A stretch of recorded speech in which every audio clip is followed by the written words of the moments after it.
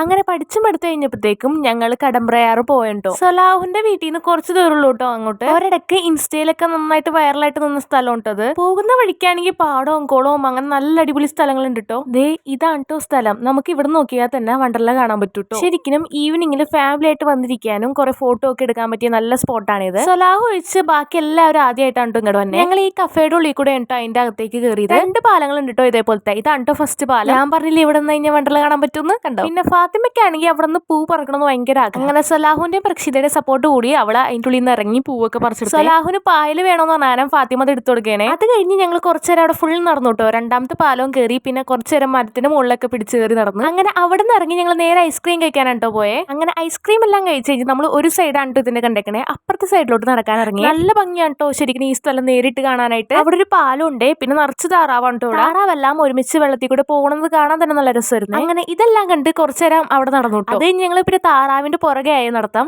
ഞങ്ങൾ കുറച്ചേരം അവിടെ ഇരുന്നിട്ട് ഞങ്ങൾ തിരിച്ച് പോന്നു കേട്ടോ. അപ്പൊ ഇത്രയുള്ളൂ. ബായ്.